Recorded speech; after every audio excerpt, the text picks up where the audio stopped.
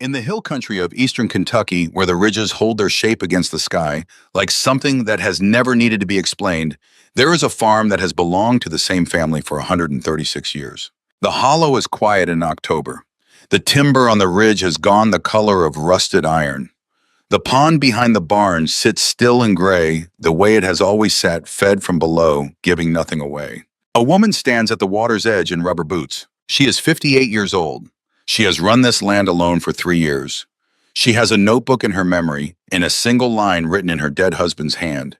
And that line has been keeping her awake since the first summer the cattle stopped drinking from this water. The excavator idles behind her. The neighbors have gathered at the fence to watch her fail. She gives the signal. The water begins to move, and underneath it something has been waiting. The excavator arrived on a Tuesday morning in early October when the ridge behind Hollow Creek Farm had gone the color of rusted iron and the air carried the first real bite of a Kentucky autumn.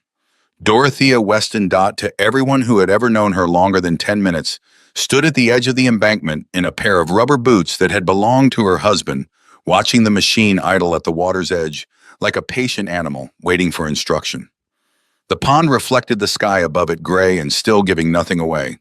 It never had. She had called the excavator company herself 3 weeks prior on a Wednesday afternoon while her coffee went cold on the kitchen counter. The man on the phone had asked twice whether she understood what draining a spring-fed pond entailed in terms of permits, environmental review, and county notification. She told him she had already filed the paperwork with the Harlan County Water and Soil Conservation Office. He took her credit card number without further comment. Ray Cutler's truck pulled up along the fence line before 7 o'clock, which meant Ray had heard about it the night before and driven over early enough to be the first one there with an opinion. He was 62, big through the shoulders, with a face that had spent 4 decades arguing with weather and mostly losing. He had farmed the land adjoining hers for 26 years, and in that time he had seen Dot Weston make exactly 0 decisions that surprised him. Until this one. You're pulling the plug on the only thing that never dried up in a drought. His voice carried across the water without effort, the way voices do when a man has spent his life calling to people across open fields. Every creek in this county ran low in August. Your pond didn't lose an inch. 3 other trucks had parked behind his by then.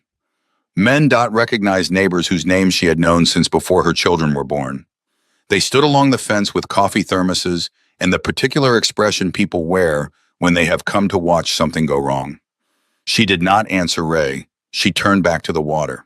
Dale Hurst arrived at 7:15. He was the county's soil and water conservation officer, a careful, deliberate man of 54 who wore the same canvas jacket in every season and never said more than the situation required. He had processed her drainage permit application with the thoroughness of a man who had read every word of the relevant statutes, and he had called her twice before signing off to confirm she understood that disturbing a spring system without proper documentation could carry a fine of up to $4,000. She had told him she understood. He had signed the permit. Now he walked the bank in his measuring stride, noting things in a small notebook without sharing what he wrote. The excavator operator was a man named Warren Stuckey, local to the county, who also happened to be Dale's part-time assistant on larger land assessment projects. He had a calm about him that Dot appreciated, the calm of someone who operated heavy machinery for a living and understood that patience was not a personality trait, but a professional requirement. He had asked her when they walked the site the previous week what she expected to find. "I don't know," she had told him. "That's why I'm looking." He had nodded as if that were a perfectly reasonable answer, which to his credit he seemed to believe it was. The morning held its cold. Frost had stiffened the cattails along the near bank, and they stood at attention in the pale light, like sentinels who had been standing there so long they had forgotten what they were guarding. The pond was roughly 3/4 of an acre, fed from below, not by runoff, not by any surface stream, but by a spring that surfaced in the deepest corner of the basin and had done so for as long as anyone in the county's memory could reach. Emmett Weston had told her once early in their marriage that the pond had never frozen solid in winter, not even in the bad year of 1994, when everything else in Harlan County had locked up for 6 weeks. The spring kept it just warm enough. Emmett had been gone 3 years this past February. She had found the notebook in the drawer of his bedside table 2 months after the funeral, while going through the things she had been putting off going through.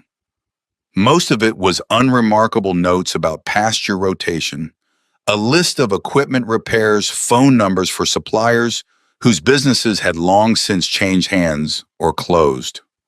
She had read it page by page the way you read something written by someone who can no longer explain what they meant, looking for any fragment that felt like a message. It was near the back, written in the cramped and slightly sideways handwriting. He had always had a single line between two empty pages. Never touch the spring line. Father was clear on that. Nothing before it. Nothing after. Just the instruction delivered to no one in particular, preserved in ink, as if Emmett had written it down not to remember it, but to keep it from being forgotten when he was gone. His father had died when Emmett was in his 30s, his grandfather before that. Whatever the warning meant, the chain of explanation that might have accompanied it had been broken at least 2 generations back. Dot had sat on the edge of the bed with the notebook in her lap for a long time that afternoon, reading the line until the light changed in the room, and she realized an hour had passed. She had put the notebook in the top drawer of her own dresser under a folded scarf and left it there for 3 years while she ran the farm and paid the notes and managed the grief that grief requires, and occasionally in the quietest part of a summer evening thought about the pond. The smell had started 4 years ago. Not a strong smell, not the kind of thing a stranger walking the property would have noticed. But Dot had lived beside that water for 31 years, and she knew the way it smelled in every season. The July odor was wrong. Not rotten exactly, but sulfurous, faintly mineral, the kind of smell that made the back of your throat feel slightly coated. She had mentioned it to her veterinarian in passing during a routine visit for one of the older cows. He had crouched at the bank, sniffed, straightened up. Could be a natural fluctuation in the spring chemistry, he had said, which was a careful way of saying he didn't know. What confirmed her suspicion that something had changed was the cattle themselves. In all the years she had run the herd at Hollow Creek, the pond bank was a social destination, cows wading into their knees on hot afternoons, drinking in long, slow pulls. 4 summers ago, they had stopped going. Not all at once, not dramatically, but in the gradual way animals abandon a thing that has quietly become wrong. By July of that second year, the entire herd was making the uphill walk to the galvanized trough in the north pasture rather than crossing 50 yards of flat ground to reach the pond. Animals don't lie about what their bodies tell them. The county extension agent had shrugged. The well driller she had brought in to assess the situation had spent 20 minutes at the bank and told her ponds just went bad sometimes. She had stood there listening to that answer and understood with perfect clarity that she had used up the patience available to her for other people's shrugs. She had come home that evening, opened the bedside drawer, unfolded the scarf, taken out the notebook, and read the line again. Never touch the spring line. Then she had picked up the phone. The water began dropping at 8:15, pulled back through the drainage channel Warren Stuckey had cut in the south bank, running off down the natural slope toward the lower pasture, in a widening sheet that caught the morning sun and threw it back in fragments. The men along the fence watched it with the attention people give to something that cannot be undone. By 9:30, the water level had dropped 2 feet, exposing a band of pale, root-tangled mud that the pond had kept hidden for 3 decades. The bottom, as it came into view, was not the dark organic muck Dot had expected. The mud along the shallow margins was grayish-brown and loose, ordinary enough. But toward the center, toward the deeper water that had not yet released the color, was different. Lighter. Closer to the color of old bone than of earth. She noticed it and said nothing. By 11, the water had dropped 4 feet and the thing broke the surface. It was not a fence post. It was not a piece of equipment that had slipped off a bank 50 years ago and sunk slowly into the silt. It was a curve of iron dark with mineral staining, and even from 20 feet away, there was something wrong about it, in the best possible sense. Wrong because the curve was too deliberate, the surface too worked, the line of it running straight down into the remaining water, with the intentionality of something placed rather than lost. Warren Stuckey cut the excavator's engine. The sound of the motor's absence was almost loud. Dale Hurst walked to the edge of the cut bank and crouched, reaching down to touch the exposed iron with 2 fingers. He wiped away a centimeter of silt and looked at what was underneath. He wiped away more. Then he stood up and looked at Dot with an expression she would later describe to her son as the look of a man revising everything he thought he understood about the morning. "This isn't farm plumbing," Dale said. "Someone engineered this." Nobody along the fence laughed. Ray Cutler took off his cap, looked at it as if he'd never seen it before, put it back on. The pipe, because it was a pipe, hand-riveted approximately 4 inches across, ran from the deepest point of the pond basin toward the base of the ridge behind the barn, not toward the lower pasture where any drainage would logically run, not toward the creek bed a quarter-mile to the east, toward the ridge, uphill and inland in the direction that made no sense for water to travel unless it had been given a reason. Dot stood at the edge of the bank looking at it for a long time. The other men stood at a respectful distance. Whatever was happening here, it was happening to her, and they had enough country sense to understand that. Dale Hurst spent 20 minutes at the pipe before he spoke again. He confirmed the riveting was hand-done, not factory-pressed. The trench around the pipe, now visible as the last of the water drained away from it, was lined with fitted creek stone flat pieces selected for size, laid with care. Not thrown in. Fitted. This was not a farmer's improvised solution to a drainage problem. This was the work of someone who had thought it through. How old? Dot asked. Dale measured the scale of mineral deposit on the iron exterior, the depth of the stone-lined trench below the current grade. At a minimum 100 years, he said. Could be more. A lot more. She drove into town that afternoon, leaving Dale to supervise the site and Warren to hold the equipment. She parked on the main street, walked past the hardware store and the pharmacy with the faded sign, and pushed through the door of the county records building with the sense of a woman who had somewhere specific to be. Vera Puckett was behind the long counter in the archives room, sorting a stack of deed folders that had apparently been filed by someone with no organizational system whatsoever. She was 61 years old, had worked in county records for 19 years before retiring to volunteer status 3 years ago, and was the person Dot had called when Emmett's estate had needed to be settled.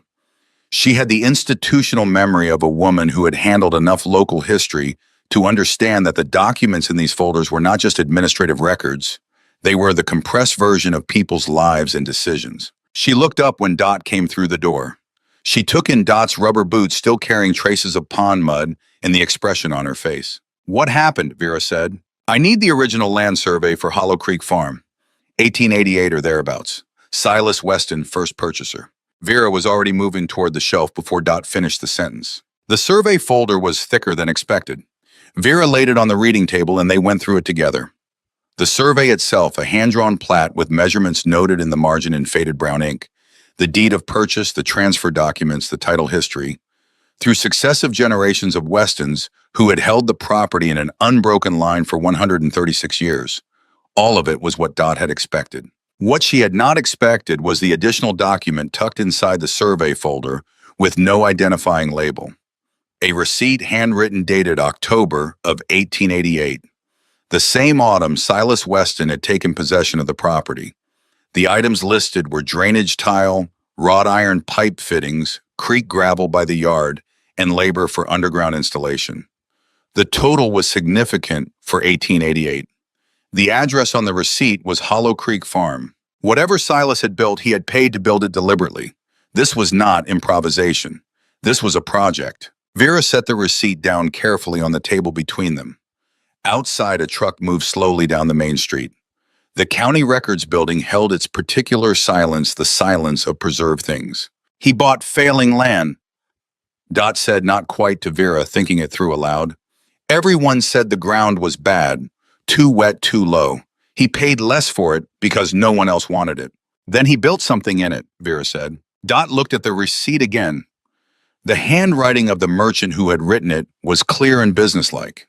The handwriting of the man who had paid it, Silas's signature at the bottom, was the same cramped, slightly sideways script she had seen in Emmett's notebook. She recognized it immediately. The handwriting passed down through blood, generation to generation, like a face. She asked Vera to look for any geological surveys of the immediate area from the period. Vera was gone 15 minutes. She returned with a flat folder thinner containing a survey filed not by the county, but by a private company, the Louisville and Nashville Railroad, dated 1885. The railroad had been assessing land throughout this part of the county for potential quarry and fill material during a period of track expansion. The survey was systematic and culled the language of men looking at land as resource rather than home. Dot read it page by page. On the third page, the surveyor's notes described a low area in the hollow below. What would become Hollow Creek Farm, subsurface clay deposit observed in test bore. Pale coloration, significant iron staining throughout, not commercially viable for railroad application. The surveyor had dismissed it, moved on to the next parcel. Someone had made a notation in the margin of that page in pencil, light enough that it had nearly faded to invisibility. Dot tilted the page toward the window light to read it. Impure now, not always. She recognized the handwriting before she consciously decided she recognized it. The same script, the same hand that had written "never touch the spring line" in a bedside notebook 40 years later. Silas Weston had read this survey before he bought the land. She was certain of it. He had read the railroad's dismissal of the clay deposit and understood something the railroad surveyor hadn't. He had bought the land not despite the wet ground, but because of it. Because a spring-fed low area that ran through iron-bearing clay was not a problem. It was a mechanism if you knew how to work with it. She sat with that understanding for a moment in the quiet of the archives room. The receipt and the survey both spread on the table, the afternoon light moving across them. "Vera," she said, "who else has looked at these recently?" Vera went to the access log. She ran her finger down the entries for the past several years. "County assessor pulled the deed in 2021 for routine update," she said. "Before that, when Emmett passed." She looked up. "Nobody's pulled the survey folder since 2004. The prior request was a graduate student from the university, geology department." Dot looked at the survey, at Silas's handwriting in the margin, at the pencil notation that had nearly faded out of existence over a century of sitting in a folder nobody opened. She thought about the card in her mailbox. It had arrived 4 days ago, tucked between a phone bill and a farm supply. Circular, a cream-colored business card printed with modest lettering, "Preston Vale Land and Resource Acquisitions." A phone number with a Lexington area code. No company name, no address. On the back, in handwritten ink, "Interested in a conversation about the back 40. Willing to move quickly." She had not called. She had set the card on the kitchen table under the salt shaker and looked at it each morning while her coffee brewed, trying to understand exactly what it meant that a man in land acquisitions wanted to purchase 40 acres of her farm before anyone had officially determined what was underneath it. Nobody offered money for something they didn't already value. The question was how Preston Vale had come to value it before she had. She gathered the documents, carefully asked Vera to make copies of the receipt and the railroad survey page with Silas's notation, and drove back to the farm in the thinning afternoon light. Dale Hurst was still at the site when she returned. The pond was nearly empty, the last few inches of dark water pooling in the lowest depression of the basin. The pipe was fully exposed now, running from the basin's deepest point toward the ridge in a straight, deliberate line for as far as they had cleared. The creek stone lining of the trench was intact, each stone fitted against the next dry stack with precision, still holding after a century of carrying whatever the spring had sent through it. Dale had been photographing the trench lining with his phone, methodical in the way he did everything. He looked up when Dot approached. She showed him the receipt. He read it twice slowly and handed it back. "The gravel listed here," he said. "Drainage gravel for underground installation. That would be consistent with a filtration layer." He looked toward the pipe, toward the ridge. "The pipe doesn't just carry water. The trench around it is designed to filter whatever flows through it. Like a buried French drain, but the engineering is more deliberate than anything I've seen from this period." "Where does it go?" she asked. "That's what we need to follow tomorrow." He put his phone back in his jacket pocket. "There's something at the end of this line, Dot. Something built. I've been doing this work for 22 years, and I've never seen anyone line a spring trench with fitted stone unless they were protecting something specific." Ray Cutler appeared at the edge of the bank. He had stayed. Dot hadn't noticed, but he had stayed all afternoon, moving from the fence to the site perimeter.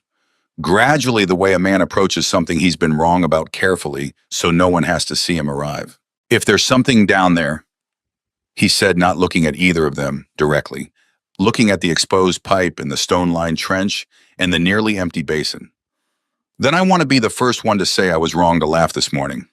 He paused. "I'm not saying I was wrong yet, but I want to be first if it comes to that."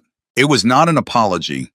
It was the closest Ray Cutler was going to get to one before he had more information, which was, Dot reflected, more honest than most apologies she had received. She walked the bank after Dale left, after Ray drove home, after Warren Stuckey secured the excavator for the night and told her he'd be back at 7. She walked it in the last of the light, the empty basin opening below her, like a question whose dimensions she was only beginning to understand. The mud at the bottom caught what remained of the sunset and held it strangely, not brown, not gray, something lighter. The color of old bone, the color of something that had been buried long enough to become its own category. She crouched at the bank's edge and looked at it. The smell that had driven her to this moment, the sulfur-sweet edge that had bothered her through 4 July heat waves, was gone, now that the water was gone. Whatever had been producing it was part of the chemistry of the contained system, the spring meeting something in the deep clay, releasing it slowly into the water above. Something mineral, something that changed the water's character enough that her cattle had recognized it before any expert she'd consulted could. She thought about Emmett's notebook, about a man who had written down a rule without writing down its reason because he'd been raised to obey it without being given one.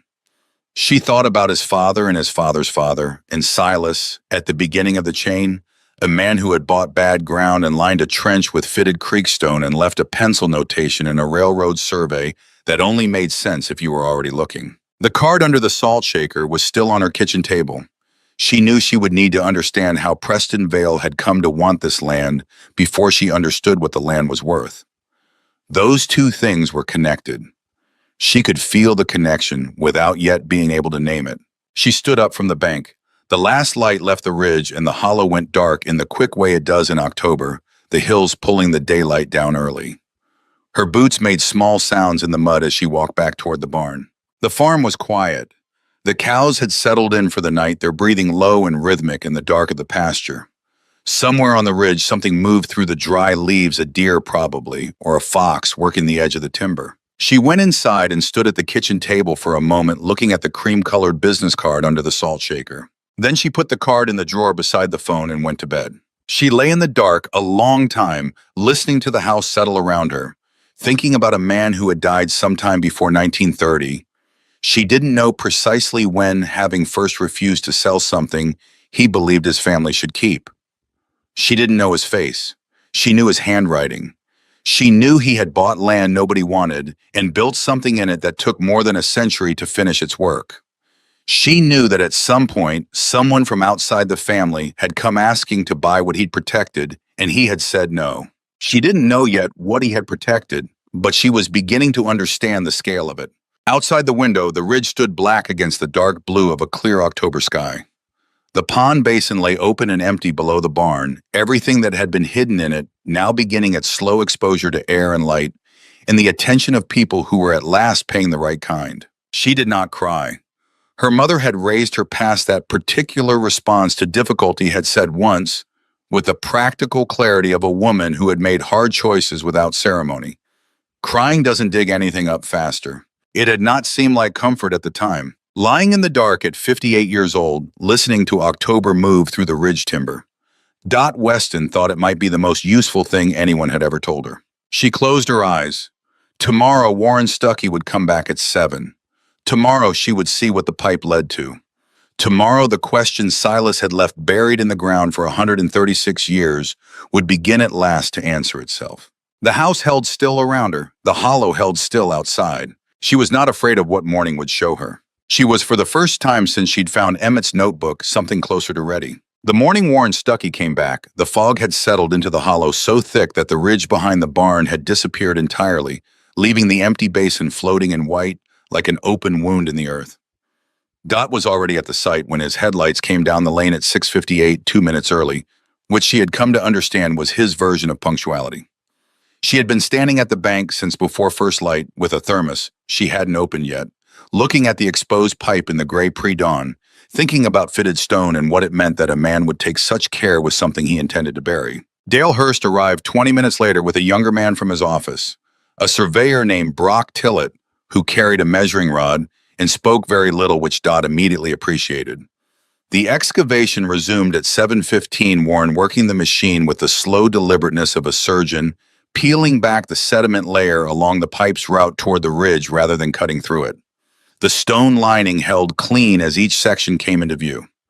136 years of spring flow had moved through this trench without disturbing a single fitted stone. By 9 o'clock, they had followed the pipe 40 feet toward the ridge base.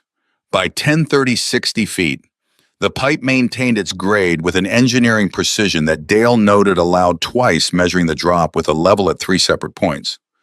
Whoever had designed this understood hydrostatic pressure and gravity flow well enough to calculate a sustained channel gradient without modern instruments. This was not a man who had guessed at the geometry of water. This was a man who had studied it. Then the pipe ended, not broken off, not corroded through.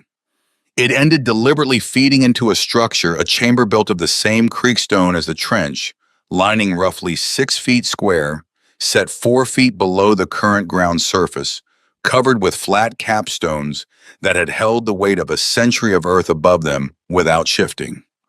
Warren lifted the capstones one at a time with the excavator's thumb claw, each one moving free of the others, because they had been laid without mortar, relying on weight and fit alone. The chamber interior came into view slowly, the way the interior of anything sealed for a very long time reveals itself with the smell of contained time, mineral dark particular. The chamber was not empty. The lower 2 feet were gravel creek, gravel rounded, packed in layers that graduated from coarse at the bottom to fine at the top, the way a filter is designed. Above the gravel, a layer of coarser stone chips. Above that, what appeared at first to be pale clay, but pale in a way that ordinary clay was not pale.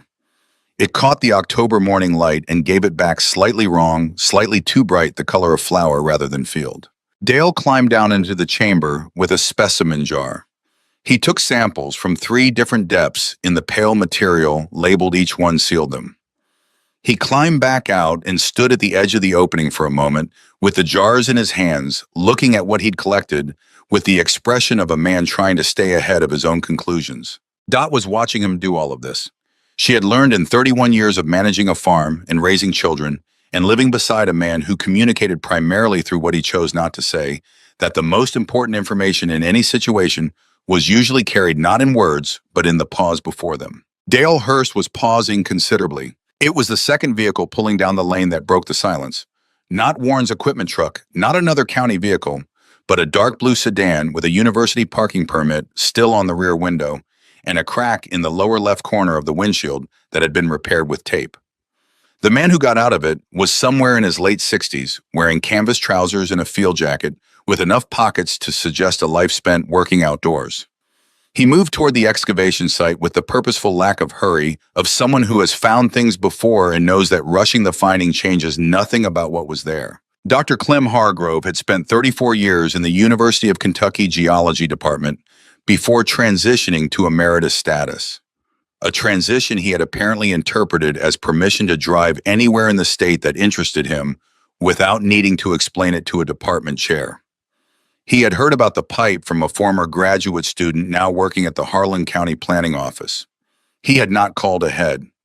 He introduced himself to Dot at the edge of the excavation with a handshake that was firm without being performative, and explained that engineered spring capture systems from the pre-industrial period were rarer than most people understood, and that when one surfaced in a county he'd done field work in for 3 decades, he preferred to see it in person rather than read about it secondhand. Dot looked at him for a moment. Then she said he was welcome to stay. He crouched at the edge of the chamber opening and looked at the pale material in the gravel-filtered base for a long time without touching it. Then he asked Dale for a specimen jar. Dale handed him one. Hargrove reached down and took a careful pinch of the material between his thumb and 2 fingers, working it slowly, feeling its texture. He held it in his palm and tilted his hand in the light. The silence that followed was of a specific kind, not the silence of a man who had nothing to say, but of a man being very deliberate about the order in which he said things. "This is Kaiolan." His voice was level, carrying the particular flatness of someone suppressing excitement rather than feeling none. "High-purity kaolin, kaolinite clay." He looked at the gravel layers above and below it. The spring didn't just pass through this chamber. The chamber is a filtration system. The gravel gradient pulled iron and mineral impurities out of the water as it moved through, and the water over time did the same thing to the clay beneath it. He looked up at Dot. "Your great-great-grandfather built a refinery. He just built it out of creekstone and patience instead of steel." Ray Cutler, who had appeared at the site again that morning without comment or invitation, standing at the perimeter in the same position he'd occupied the previous day, said nothing. But Dot heard him exhale. Hargrove explained it with the unhurried precision of a man who had spent decades translating the language of geology for audiences who had not spent decades learning it. Kaolinite formed through the long weathering of feldspar-rich rock under the right combination of groundwater acidity, temperature, and time, sometimes over thousands of years. Small deposits existed throughout this region, tucked in geological pockets where the right conditions had coincided. Most deposits were commercially marginal because iron staining throughout the clay made it costly to process. The iron had to be removed before the material was usable in ceramics, pharmaceuticals, specialty coatings. The material in Silas Weston's capture chamber had almost no iron staining. The gravel filtration system had been removing it continuously for 136 years, one slow pass of spring water at a time. Silas had not known the chemistry of what he was creating. He had known, based on that pencil notation in the railroad survey, that the deposit was impure in 1885. He had understood, with the intuition of someone who thought about systems rather than moments, that impurity was not a permanent condition if you gave water enough time to do its work. What should have taken industrial processing, he had given to gravity.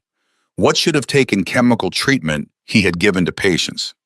The result was sitting in the base of a stone chamber 4 feet underground, waiting for exactly this moment. Dot stood at the edge of that chamber looking at it for a long time. She thought of Emmett's notebook. She thought of the word always in Silas's notation impure, now not always, and understood that she had been reading it correctly, not as a prediction, as a plan. She did not say any of this aloud. She saved it for later when she would be alone with it. That afternoon, while Dale and Hargrove collected and cataloged specimens for laboratory analysis, while Warren photographed the chamber from every angle with the same patient thoroughness he brought to everything, while Brock Tillett made precise measurements of the chamber's dimensions and depth and orientation, Dot drove back to town. Not to the records office this time. She went to the county assessor's building where a clerk she knew by sight pulled the full deed history for Hollow Creek Farm at her request. She sat at a side table and read it cover to cover, all 136 years of it, looking for anything that wasn't a routine transfer between family members or a routine mortgage filing. She found it on page 11 of the chain of title, a notation from 1924, referencing a mineral rights inquiry filed by a company called the Harlan Subsurface Survey Corporation. The inquiry had been logged. Beside it, a handwritten note in the assessor's margin mineral interest claim, not established, see correspondence file. She asked the clerk for the correspondence file. The clerk was gone 12 minutes. She returned with a manila folder that had the institutional yellowing of something filed and forgotten in the same drawer for a very long time. Inside was a single piece of correspondence typed on letterhead dated March of 1922. The letterhead read Harlan Subsurface Survey Corporation. The letter was addressed to Silas Weston at Hollow Creek Farm, informing him that the corporation was prepared to offer a lease arrangement for subsurface mineral exploration on the property with terms to be negotiated. Behind the corporation's letter filed with it was Silas's response. Handwritten, 1 paragraph. The handwriting was the same cramped, sideways script she had recognized in the railroad survey margin. Older now, this was a man in his 60s, writing the pressure of the pen a little heavier. The letters a little more deliberate. He declined the offer. He stated plainly that all subsurface rights on the property were retained by him under the original 1888 purchase agreement and would pass to his heirs in perpetuity. He stated that this was not a negotiating position. He was not interested in further correspondence on the matter. The letter was signed with his full name, Silas Emmett Weston. She had not known Emmett's middle name came from anywhere. She had thought it was simply a name. It was an inheritance like the handwriting and the handwriting's stubbornness. She made copies of everything. Thanked the clerk, drove back to the farm. That was the day she should have felt the worst of it. The uncertainty compounding the unknown quantity of what lay beneath the ground set against the known quantity of what she still owed the bank.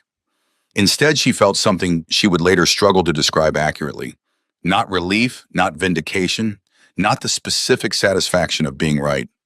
Something more structural than any of those things.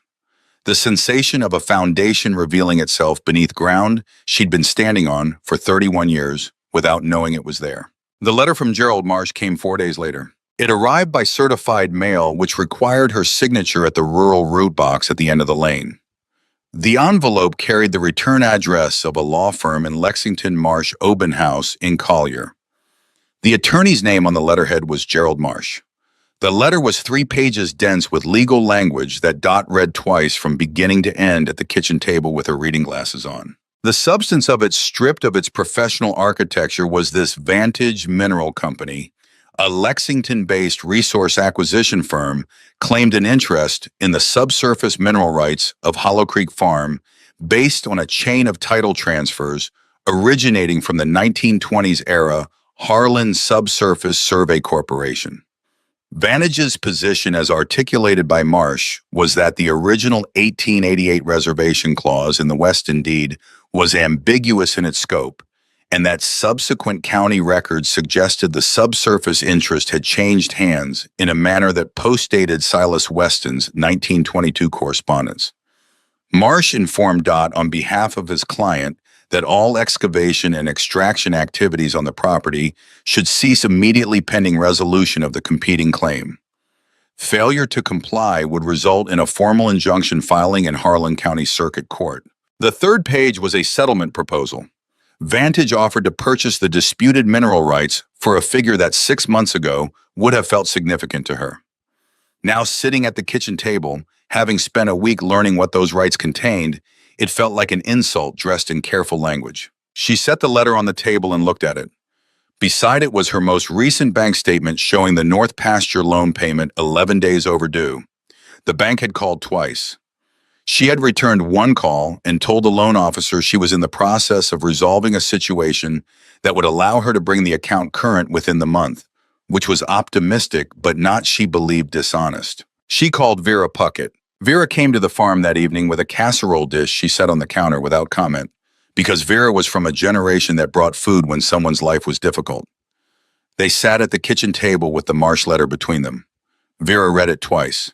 She had processed enough county real estate transactions to understand legal construction, though she was careful to note she was not a lawyer. "He's saying the 1888 clause is ambiguous," Vera said. "He's not saying it doesn't exist. He's saying it doesn't mean what you think it means, or what Silas meant it to mean, which is why the 1922 letter matters." Vera looked at the copies Dot had made at the assessor's office. Silas rejected their claim in writing. If the subsurface interest had already transferred to the Harlan Survey Corporation by 1922, Silas wouldn't have had the standing to reject the offer. The fact that he rejected it and they accepted his rejection and went away is an implicit acknowledgement that the rights were his. Dot looked at her. "You're sure?" "I'm not a lawyer," Vera said again carefully, "but I've read enough deeds to know what it looks like when a claim was given up. They didn't sue him in 1922. They didn't file an injunction. They went away. That means something." The following morning, Gerald Marsh appeared at the farm, not by appointment, not by courtesy call. His car, a silver vehicle, clean Lexington plates, came down the lane at 9 o'clock, and he got out wearing a gray suit that had not been bought in Harlan County. He was 50-something trim with the particular self-possession of a man accustomed to entering situations as the most legally informed person present. He introduced himself at the gate with a handshake. Dot did not decline. She walked him to the excavation site because she did not want this conversation in her kitchen, did not want his presence in the interior of her home while she was still taking the measure of him. He looked at the open chamber, at the pale clay material, at the creekstone lining of the trench. He looked at all of it with a careful, professional absence of visible reaction that was itself a kind of reaction. Then he turned to Dot with an expression calibrated to suggest reasonableness. "Mrs. Weston, I want to be direct with you. My client has a legitimate claim to what's in this ground. The value of this deposit, assuming the laboratory results confirm what preliminary observation suggests, is significant. Litigation is expensive, it's slow, it's damaging to everyone involved. My client is prepared to be very fair." He let that sit for a moment. "Accept a settlement before this gets complicated. That's not a threat, it's practical advice." Dot looked at him for a moment. At the stone chamber behind him, at the ridge above it, the same ridge Silas had oriented his pipe toward 136 years ago. Your client's corporation sent a letter to this address in 1922, she said. The man who lived here declined it in writing. Would you like to see the copy? Something shifted in Marcia's expression. Not much, barely a millimeter of change around the eyes, but she caught it. He had not expected her to have the 1922 correspondence. He recovered quickly because he was a man paid to recover quickly.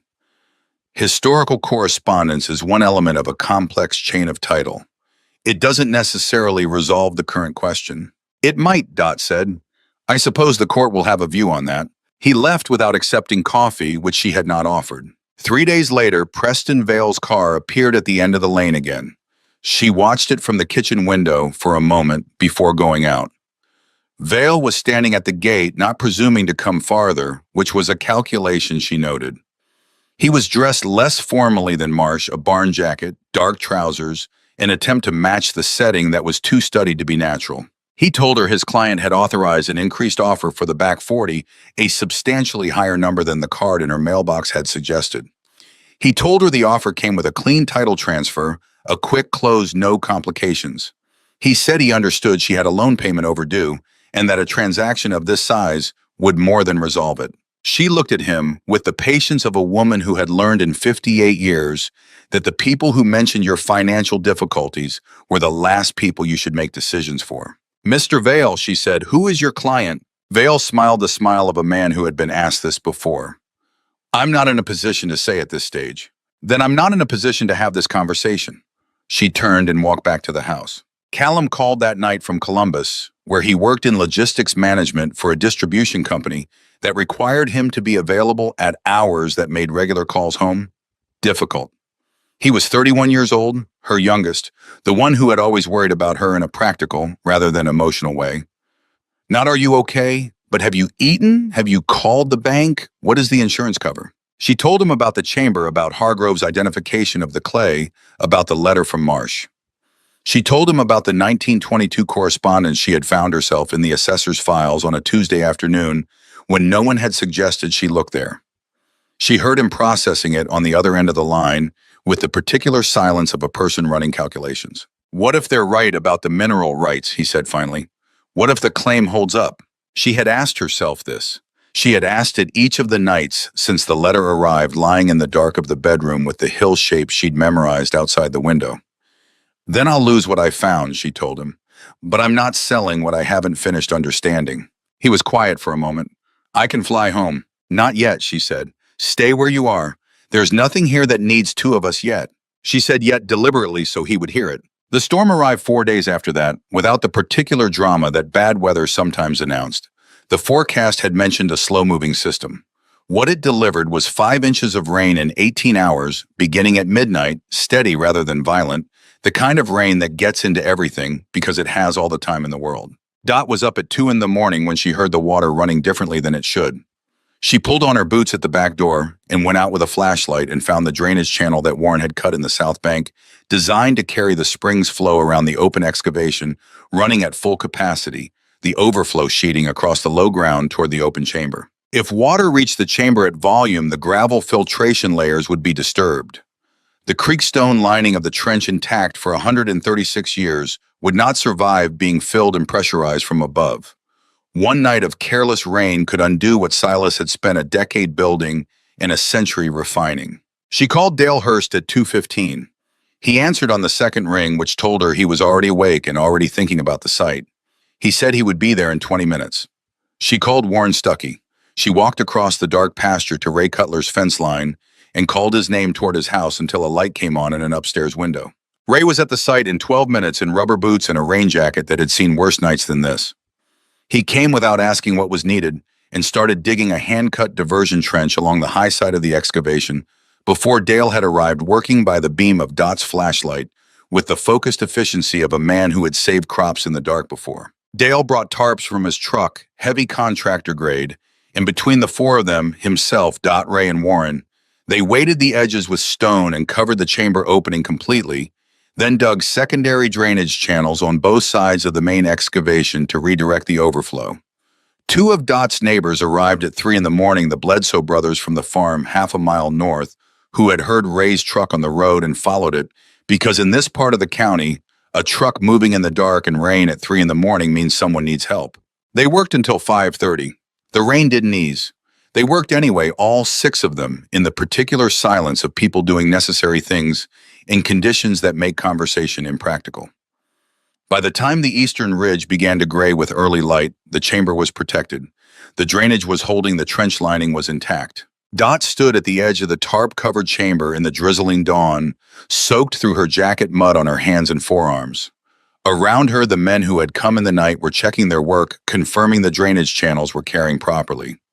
Ray was standing 20 feet away with his hands on his knees, catching his breath. He looked over at her with an expression she could not have described to anyone who hadn't earned the right to see it.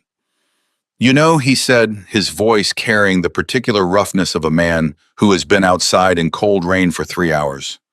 "The county's been walking past this pond for 30 years without giving it a second thought. Took one woman in rubber boots to ask it the right question." She looked at him for a moment. The comment carried more weight than he probably intended. She turned back to the tarp and did not say what she was thinking, which was that the question was the easy part. It was understanding the answer that took everything you had. Callum called at 7:15 when she had come inside and changed her clothes and was standing at the kitchen counter with coffee that was finally not going cold. She told him what had happened in the night. He was quiet for longer than usual. Then, "I'm booking a flight." She did not tell him not to. That was its own kind of answer. She set the phone on the counter. Through the kitchen window, the hollow was lightening the fog beginning to lift off the ridge. The chamber was covered and holding. The samples were in Dale's office packaged for the laboratory. The letter from Gerald Marsh was in a folder on the table beside the copies of Silas's 1922 refusal beside the railroad survey, with the pencil notation she had almost missed in the window light of the county records room. She had what she needed to answer Marsh. She had found it herself, page by page in folders nobody had opened in decades. What she did not yet have was confirmation from a laboratory about exactly what she was defending. That was coming. She drank her coffee, standing at the window, watching the hollow come back into visibility as the fog lifted. The ridge reappeared first, then the barn roof, then the tarp-covered chamber at the edge of the empty basin blue against the pale mud. Marsh had set a 10-day deadline for her response to his settlement proposal. 9 days remained. The bank would call again before that. She was not afraid of either clock. She had learned in the last 2 weeks that patience was not the absence of urgency. It was the refusal to let urgency make decisions for you. Silas had known that. He had built a system that required a century to finish its work, which meant he had understood something about time that most people spend their whole lives trying to avoid understanding. She was beginning to understand it too. Outside, the morning settled into Hollow Creek, the way mornings always had, slowly from the ridge down the light, finding the lowest ground last. The chamber held beneath its blue tarp. The spring, redirected now into the diversion channel, continued its quiet work, flowing the way it had flowed for longer than any living person could remember, carrying what it carried, patient beyond any human measure of the word. The laboratory results arrived on a Thursday morning, 11 days after the samples had been packaged and driven to the University of Kentucky's Material Science Facility in Lexington. Dot was in the barn when her phone rang, and she walked out into the cold November light to take the call from Dr. Hargrove, who had arranged the analysis through a colleague in the ceramics engineering department. He read her the findings without preamble, the way he did everything directly in sequence without editorial cushioning. The kaolinite content of the chamber material was 91% by dry weight. Iron oxide contamination was below 1%. Particle size distribution was fine and consistent throughout the sample depth. The material met pharmaceutical-grade purity standards without processing. It met specialty ceramic specifications without processing. The volume assessment based on bore samples Dale had taken at 6 points around the chamber perimeter suggested a deposit extending well beyond the chamber itself, following the geology of the ridge base in both directions, held in a geological pocket that the spring had been slowly purifying from its upper reaches downward. For an estimated period, Hargrove's colleague placed conservatively at 80 to 100 years of active filtration.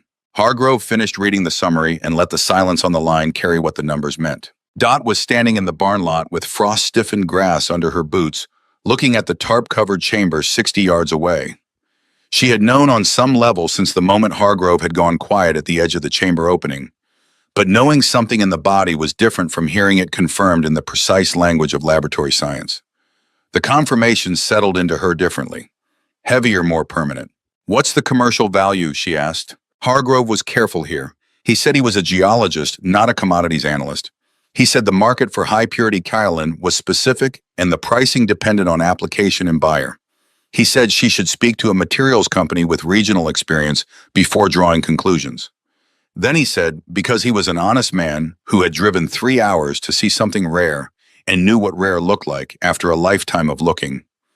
Deposits of this purity don't need processing. That's the whole game in industrial kaolin.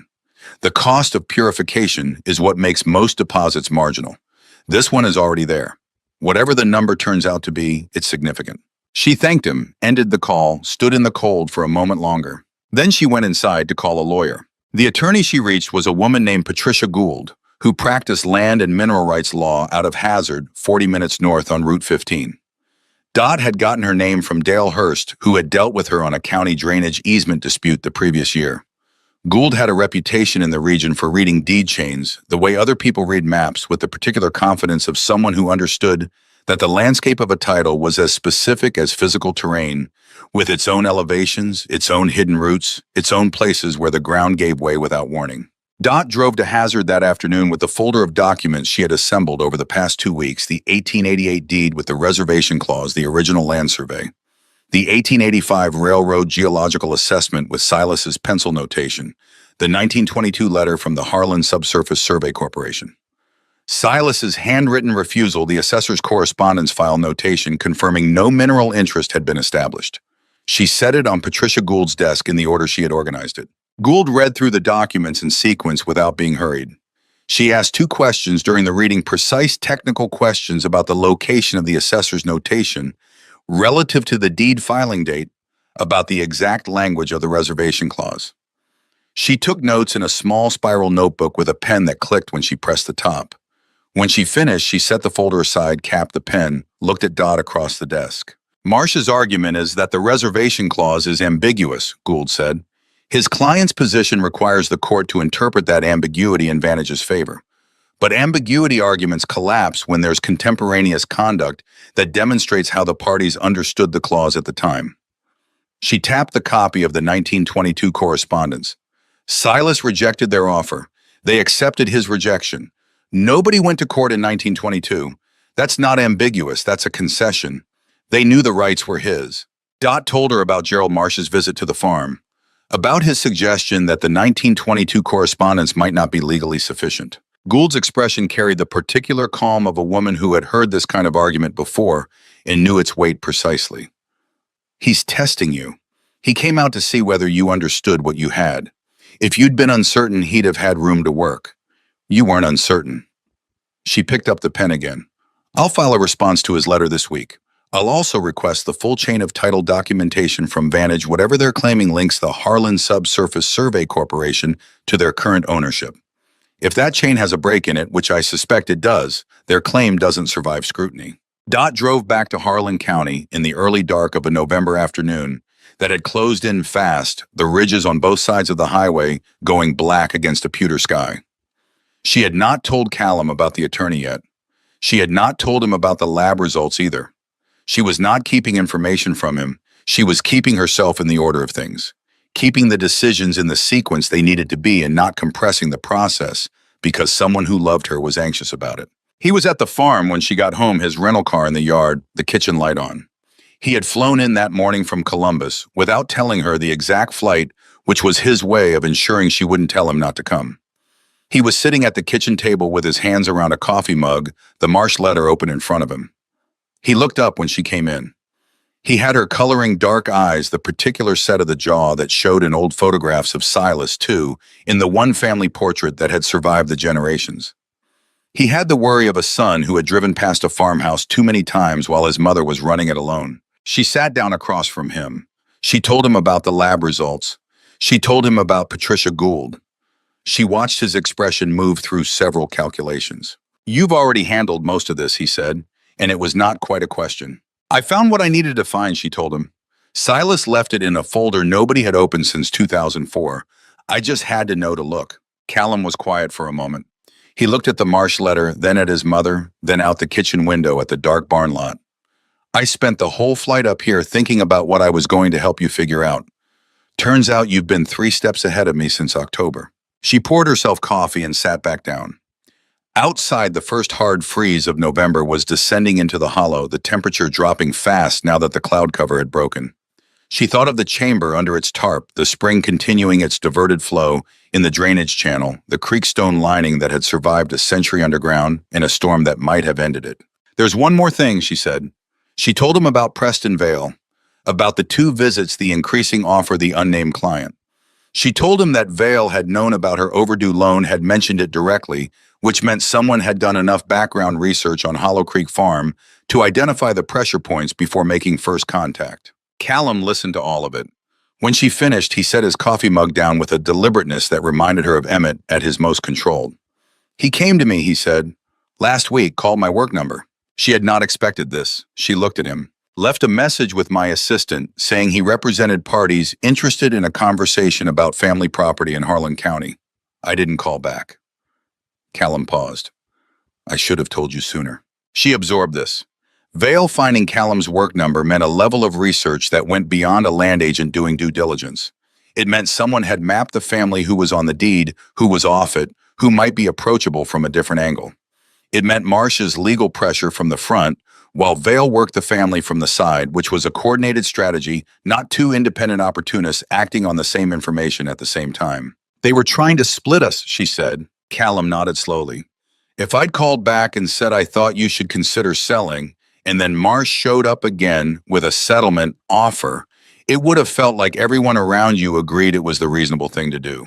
She thought about how close that might have come to working in a different version of this, a version where she hadn't found Silas's notation in the railroad survey, hadn't found the 1922 refusal, hadn't spent 2 weeks understanding exactly what she was defending before anyone told her it was worth defending. The preliminary injunction filing arrived the following morning by courier rather than mail, which meant Marsh had escalated the moment he understood the settlement wasn't coming. The filing was more aggressive than his initial letter.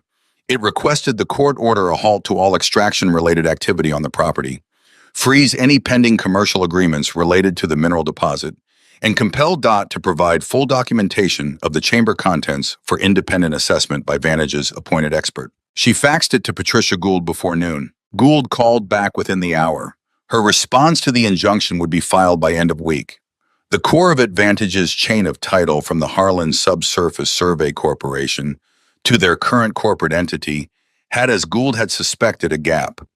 The Survey Corporation had dissolved in 1931 during the Depression without a formal transfer of any mineral interest it claimed to hold. Whatever Vantage believed it owned, it had acquired through a chain of assumptions rather than documented conveyances. Assumptions did not survive deed scrutiny in Kentucky mineral rights law. Dot listened to this explanation standing at the kitchen counter, Callum at the table behind her. She asked Gould one question, how long before the court ruled on the injunction.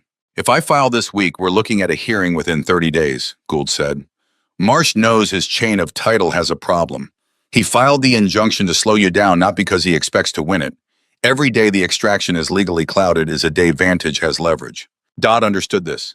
Then we move quickly. She drove back to the county records building that afternoon with Callum. This time she was not looking for historical documents. She was looking for the dissolution records of the Harlan Subsurface Survey Corporation, which would have been filed with the county clerk's office during the period of closure. Vera was not there that day. A different volunteer, a man in his 70s named Horace, who moved at a considered pace and knew the filing system intimately, helped her locate the relevant box. The dissolution paperwork from 1931 was brief. Companies that dissolved in the Depression often did so without ceremony. Debts creditors, a final county filing, and nothing more. There was no schedule of assets in the dissolution documents. No mineral rights were listed, transferred, or otherwise disposed of. They simply ceased to appear in the record, which meant they had never formally passed to anyone. Gould had been right. The gap was not a technicality. It was a void. Callum stood beside her at the records table reading the same page. He said nothing for a moment. Then quietly, Marsh knew this was here. He filed the injunction knowing the chain was broken. She thought about the calibrated reasonableness of Marsh's expression at the excavation site, the precision of his suit. The careful framing of his offer as practical advice. A man who presents manufactured leverage as common sense was a man who had made a career of the gap between what people believed and what the documents actually said.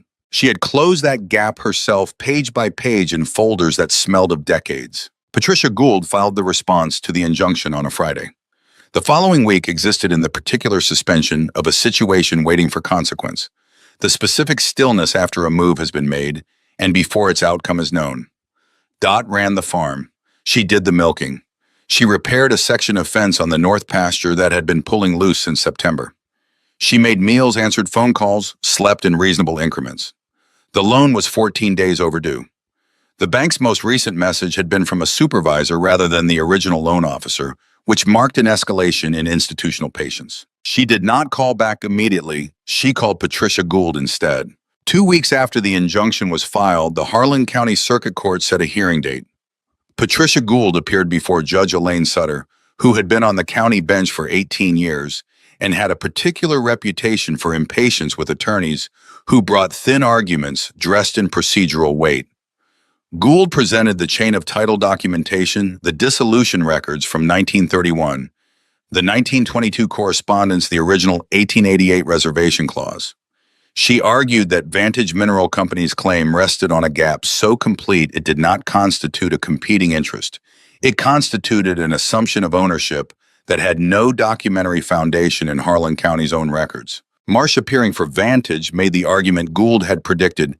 The 1888 clause was ambiguous in scope, and the historical conduct of the parties had not conclusively established the disposition of the subsurface interest.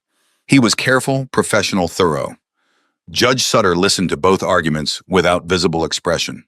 She asked Marsh 2 questions. The first concerned the specific document by which the Harlan Subsurface Survey Corporation had originally acquired the mineral interest it later claimed to transfer. Marsh cited a private agreement not filed in the county record. Judge Sutter asked for its production. Marsh said it was not available. The second question concerned the dissolution schedule from 1931. Judge Sutter asked Marsh to identify where the mineral interest appeared in that schedule. Marsh acknowledged it did not appear there. The judge took 40 minutes before returning to the bench. She denied the injunction. She found that Vantage Mineral Company had failed to establish a threshold showing of a legitimate competing claim given the absence of documentary support for the critical links in its asserted chain of title. She noted that the original 1888 reservation clause, read in conjunction with the 1922 correspondence, in the absence of any valid transfer document, supported the Weston family's exclusive subsurface rights without ambiguity. She dismissed the injunction filing with prejudice, meaning Marsh could not refile on the same grounds. Dot was not in the courtroom. She had not gone to Hazard for the hearing because Patricia Gould had told her there was nothing for her to do there and that she would call the moment it was over. She was at the farm. She was in the barn doing the afternoon milking because a court proceeding in a county seat 40 minutes away was no reason to leave the Holsteins waiting. Gould's call came at 2:40 in the afternoon. She listened to the summary standing in the barn aisle with a Holstein breathing warmly at her shoulder. She thanked Gould. She ended the call.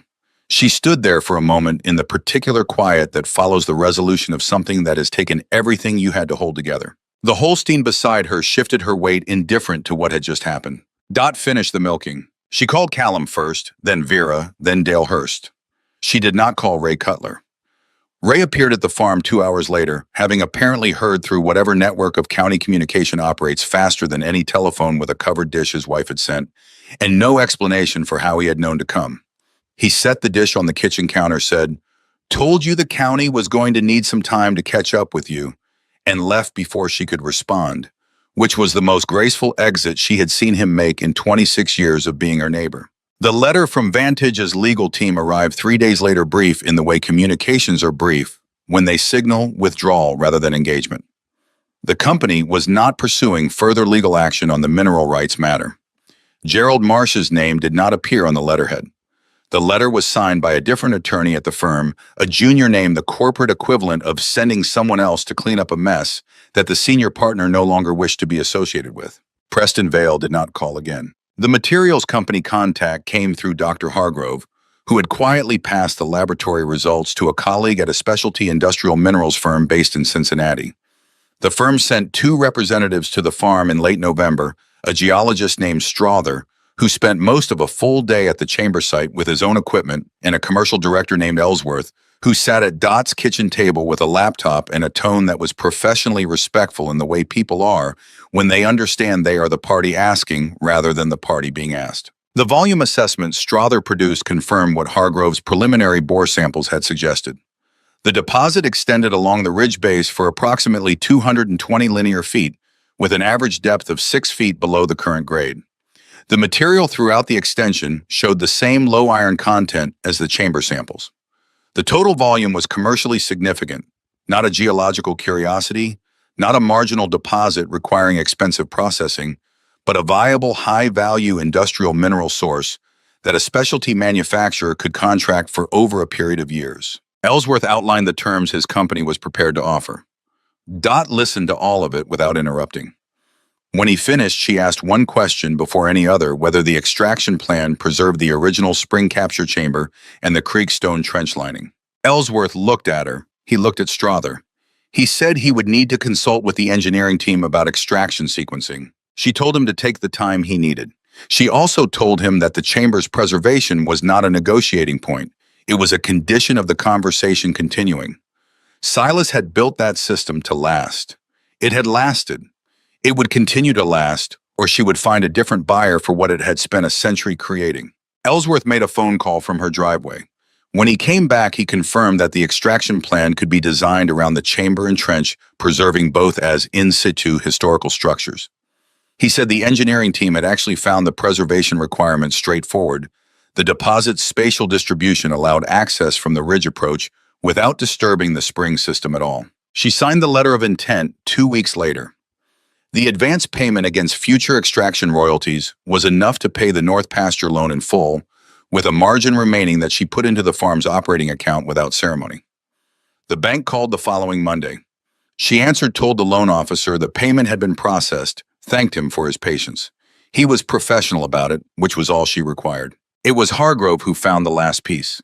He had returned to the site in early December to help Strother's team document the chamber's structure before any extraction activity modified the surrounding terrain, and in the course of that work, he had asked to see the original railroad survey, again, the 1885 document, with Silas's pencil notation in the margin. Dot brought it to the site from the folder where she kept her copies. Hargrove held it in the December light, the cold making his breath visible in small clouds. He was looking at the page with the kind of attention he brought to rock faces and core samples, not reading it, but studying it, tracking it the way you track something that might show more than it first appeared to. He turned the page slightly in the light. Along the bottom margin below the line, Dot had found impure. Now, not always there was a second notation she had missed entirely. Smaller the pencil lighter, as if added at a different moment than the first. She had to lean close to see it. Water will do what time allows. She straightened up. Hargrove was watching her with the quiet expression of a man who had been carrying this for the hour since he found it, waiting to see it land on the right person. She read it again. A man standing in a hollow in 1885 looking at a railroad surveyor's dismissal of his land writing, 6 words that contained an entire plan. A plan that would not complete itself in his lifetime, or his children's lifetime, or his grandchildren's. A plan that required no one to understand it, only to protect it. Never touch the spring line. A rule without a reason, because the reason would not be visible for 136 years. He knew, Dot said, not loudly, not with particular inflection, just the recognition of a thing that had been true for a very long time, finally being said aloud. Hargrove nodded. He knew the spring's chemistry would do the work.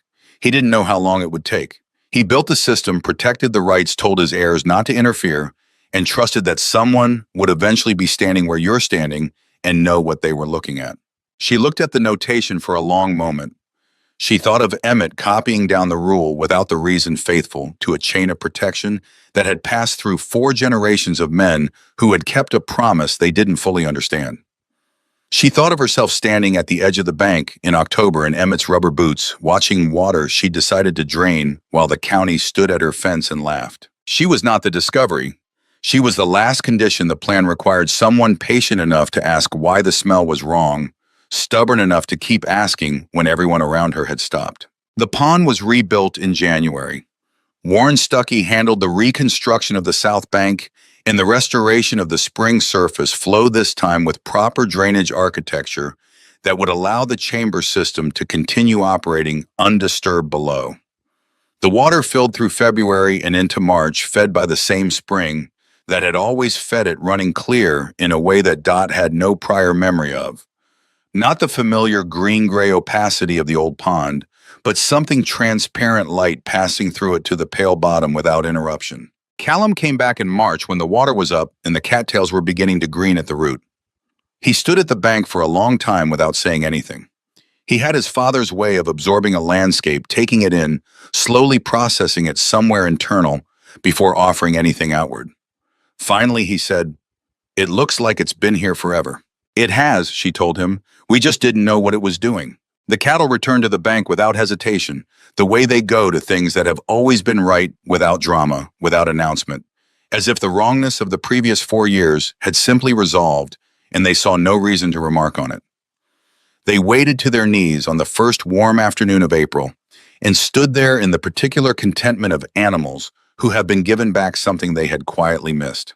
Dot watched them from the bank. The ridge above caught the afternoon light in its first real green of the season, the winter gray timber replaced now by the tentative new growth that came to the Kentucky hills in early spring, like a rumor that turned out to be true. Hargrove visited in April as he had said he would, checking the spring flow measurements against his baseline readings.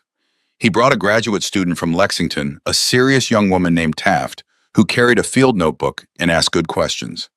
Hargrove walked her through the chamber system, the gravel filtration, the pipe routing, the ridge geology, and Dot heard him telling it the way he told it now when he explained it to anyone. Not as a curiosity, not as an accident of history, but as an example of applied understanding.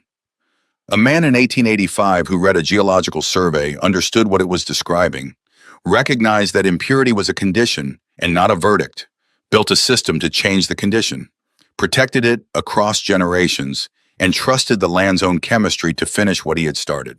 Taft asked what the lesson was. She meant scientifically. Hargrove glanced at Dot before answering. "The lesson is that a landscape can do work you don't have to do yourself if you understand the system well enough to stay out of its way." He was talking about geology. He was also talking about something else, and all three of them in the April field knew it. Vera Puckett came to the farm in May, the way good friends come when the urgency has passed and there is finally space for the kind of visit that doesn't require a reason. They sat on the porch in the late afternoon, the hollow below them full of the dense green that came in May like a declaration. Vera asked how it felt now that it was settled. Dot considered the question honestly. "Like something I was always going to do," she said finally. "I just didn't know it until I couldn't not do it anymore." Vera looked out at the pond, the barn, the ridge. Emmett would have liked to see it. Dot thought about that. She thought about a man who had kept a rule for 50 years without understanding its purpose, who had trusted a chain of instruction that reached back further than his own memory, who had written it down in a bedside notebook as if he knew someone would need to find it after he was gone. She did not think Emmett would have been surprised by any of this, not the clay, not the chamber, not the spring running clear. He had always treated the pond with a particular respect she had attributed to habit. She understood now that it was something more like custody. He knew something was here, she said. He just wasn't the one who was supposed to find it. The spring ran clear all summer. The cattle drank from the bank every warm afternoon without hesitation. The deposit below continued its slow work, the chemistry of the water doing in perpetuity what it had done for over a century patient, in the way that geological time is patient. Not dramatically, not urgently, simply continuously, because the right conditions had been set in motion by someone who understood that the best systems don't require attention. They require protection. Dot walked out to the pond most evenings when the work of the day was finished. She was not looking for anything. She had found what she came looking for. She went because the ground she was standing on had earned her attention, had been earning it without her knowing for longer than she had been alive, and she was not the kind of person who forgot what she owed. She went because the light on the water in the evening was worth seeing. She went because her husband's great-great-grandfather had stood in this hollow 139 years ago in the cold of an October. Not so different from the one that had started all of this looked at ground. Everyone else had dismissed, written 6 words in the margin of a page, and understood something about time and water that most people spend their whole lives avoiding. Water will do what time allows. She stood at the bank in the evening light, listening to the sound the spring made where it entered the restored pond. Not loud, not dramatic, just the particular sound of water finding its level and settling into it. The hollow was quiet around her. The ridge held its old shape against the sky. Everything else she had learned tended to follow.